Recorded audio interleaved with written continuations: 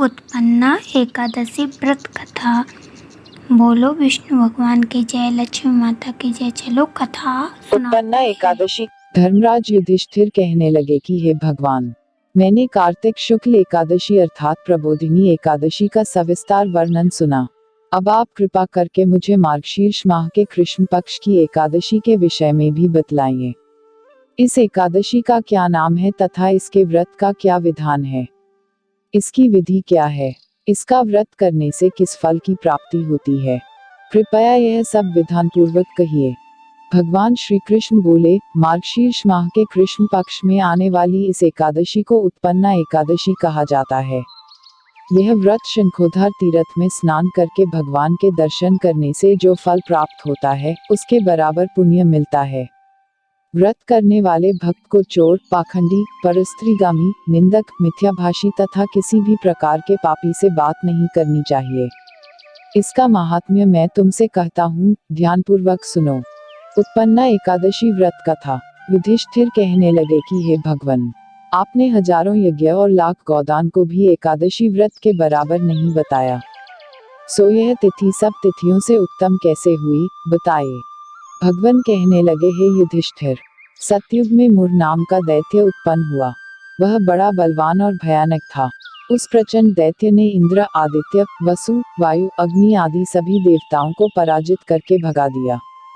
तब इंद्र सहित सभी देवताओं ने भयभीत होकर भगवान शिव से सारा वृतांत कहा और बोले, हे कैलाशपति, मुर दैत्य से भयभीत होकर सब देवता मृत्यु लोक में फिर रहे हैं। तब भगवान शिव ने कहा, हे देवताओं, तीनों लोकों के स्वामी, भक्तों के दुखों का नाश करने वाले भगवान विष्णु की शरण में जाओ। वे ही तुम्हारे दुखों को दूर कर सकते हैं। शिवजी के ऐसे वचन सुनकर सभी देवता क्षीरसागर में पहुंचे। वहां भगवान को शयन करते देख हाथ जोड़कर उनकी स्तुति करने लगे कि हे देवताओं द्वारा स्तुति करने योग्य प्रभु, आपको बारंबार नमस्कार है। देवताओं की रक्षा करने वाले मधुसूदन, आपको नमस्कार है। आप हमारी रक्षा करें। दैत्यों से भयभीत होकर हम सब आपकी शरण में आए हैं। आप इस संसार के कर्ता, माता पिता, उत्पत्ति और पालन करता और संहार करने वाले हैं। सबको शांति प्रदान करने वाले हैं। आकाश और पाताल भी आप ही हैं। सबके पितामह ब्रह्मा, सूर्य, चंद्र, अग्नि, सामग्री, होम, आहुति, मंत्र, तंत्र, जप, यजमान, यज्ञ, कर्म, कर्ता, भोक्ता भी आप ही हैं। आप सर्वव्यापक हैं। आपके सिवा तीनों लोकों में चर तथा अचर कुछ भी नहीं है। हे भगवान, दैत्यों ने हमको जीतकर स्वर्ग से भ्रष्ट कर दिया है और हम सब देवता इधर उधर भागे भागे फिर रहे हैं। आप उन दैत्यों से हम सबकी रक्षा करें।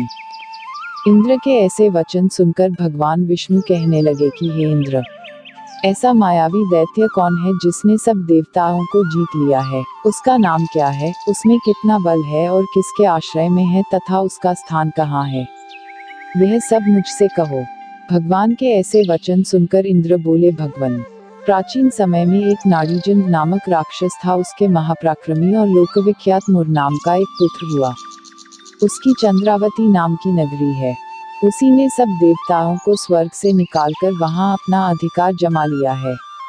उसने इंद्र, अग्नि, वरुण, यम, वायु, ईश, चंद्रमा, नैऋत आदि सबके स्थान पर अधिकार कर लिया है। सूर्य बनकर स्वयं ही प्रकाश करता है। स्वयं ही मेघ बन बैठा है और सबसे अजेय है। हे असुर निकंदन, उस दुष्ट को मारकर देवताओं को अजेय बनाए।